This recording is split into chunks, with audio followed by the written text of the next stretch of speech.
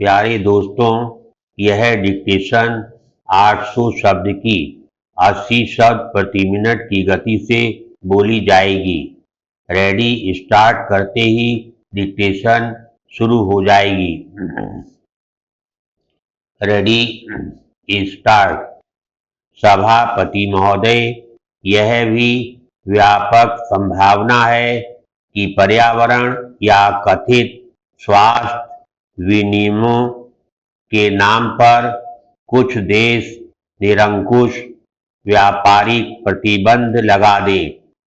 ये प्रतिबंध अधिकांशतः उन प्रक्रियाओं का अनुवीक्षण करने के नाम पर लगाए जाते हैं जिससे निर्यात की जाने वाली वस्तुएं बनाई जाती हैं, और इस प्रकार राष्ट्रीय नीतियां परोक्ष रूप से प्रभावित हो जाती हैं।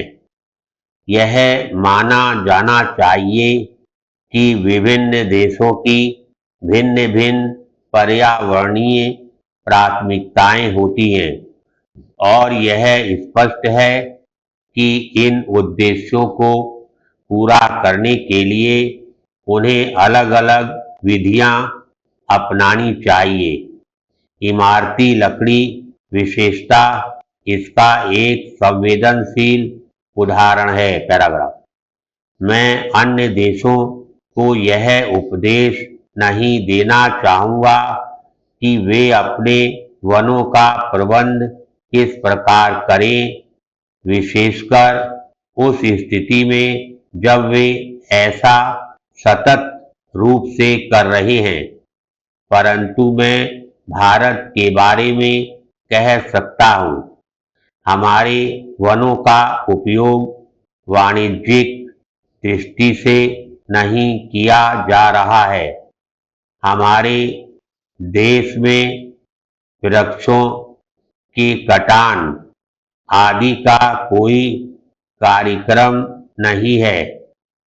हम अपनी इमारती लकड़ी की आवश्यकताएं अधिकांशतः आयात से पूरी कर लेते हैं, परंतु फिर भी हम वन संरक्षण के संबंध में उत्तर के विचारों को स्वीकार नहीं कर सकते हैं, क्योंकि इससे हमारे वन बिल्कुल बंद और अछूते रह जाएंगे। भारत में वन सामुदायिक संसाधन हैं।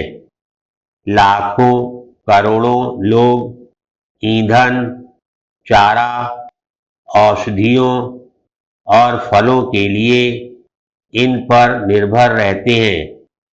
भले ही यह बात पश्चिमी विचारधारा के अनुकूल ना हो, परंतु हम यह मानते हैं कि जब तक इनका लगातार प्रयोग हो रहा है, इसका अभिप्राय संरक्षण ही है।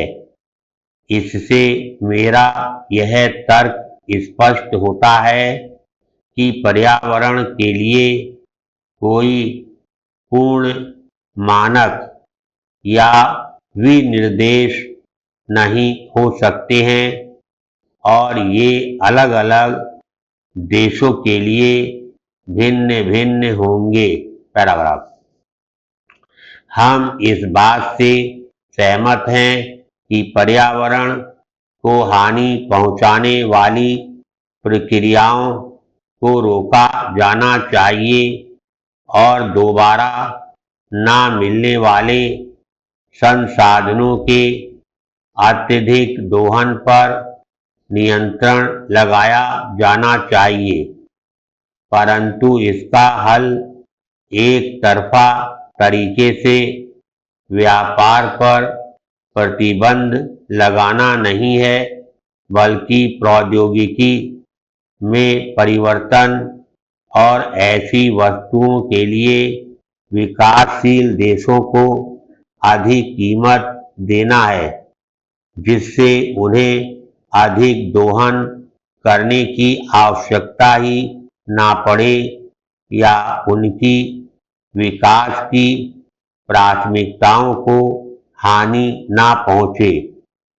क्रमबद्ध समस्याओं का अलग अलग हल नहीं किया जा सकता।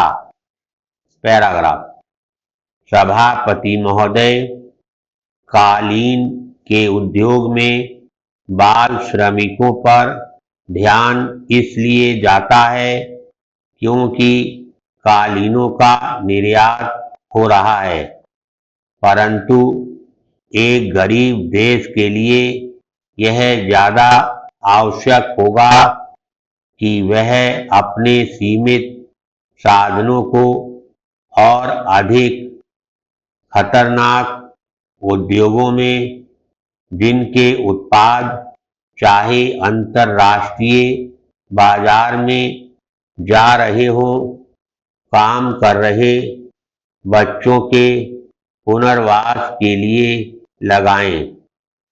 व्यापारिक प्रतिबंधों से निपटने के लिए देश को अभी अपनी विकास संबंधी प्राथमिकताओं को पुनर्व्यवस्थित करना पड़ेगा, चाहे इससे उन्हें आर्थिक और सामाजिक हानि होती हो। वास्तव में प्रक्रियाओं पर आधारित अंतर्राष्ट्रीय पारिस्थितिक संतुलन की समूची संकल्पना बाहरी हस्तक्षेप को ही मान्यता प्रदान करती है। यह एक प्रकार का हरित साम्राज्यवाद है। पर्यावरणीय प्रभाव परिवर्तनीय या अपरिवर्तनीय हो सकते हैं। वे राष्ट्रीय सीमाओं तक भी सीमित हो सकते हैं या इनसे बाहर तक भी हो सकते हैं। पैराग्राफ। हमारा विश्वास है कि परिवर्तनीय प्रभावों का अंतर्राष्ट्रीय समुदाय पर अनुचित प्रभाव नहीं पड़ेगा, क्योंकि वास्तव में वे उन राष्ट्रीय प्राथमिकताओं का प्रतिबिंब होते हैं जो कोई देश आर्थिक और सामाजिक विकास के मार्ग में अपने लिए तय करता है। इसी प्रकार पर्यावरण संबंधी वे प्रभाव जो अपनी राष्ट्रीय सीमाओं के भीतर ही सीमित होते हैं, वे उन्हीं देशों की चिंता का विषय होने चाहिए और उन्हें ही अपनी नीतियों के अनुसार इनसे निपटाना चाहिए और ये उनकी प्रौद्योगिकी और वित्तीय क्षमताओं के अनुरूप होने चाहिए। इससे भिन्न कार्य न केवल उसकी राष्ट्रीय प्रभुसत्ता में बाधक होगा, बल्कि व्यवस्थागत संरक्षणवाद को भी बढ़ाएगा। पैराग्राफ। जब पर्यावरणीय प्रभाव राष्ट्रीय सीमाओं के बाहर भी हो, तो प्रभावित देशों को इस बात का अधिकार भी हो और उनका यह कर्तव्य भी है कि अपने व्यापक हित की रक्षा करें, परंतु अप्रतिबंधित एक तरफा कार्रवाई अंतर्राष्ट्रीय व्यापार प्रणाली को बुरी तरह गड़बड़ा सकती है।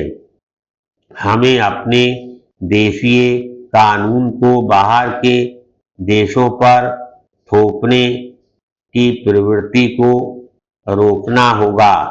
वास्तव में जब स्पष्ट रूप से सीमा के बाहर प्रभाव के मामले हों, तो ऐसे मामलों को सही बहुपक्षीय तंत्र द्वारा निपटाया जाना चाहिए।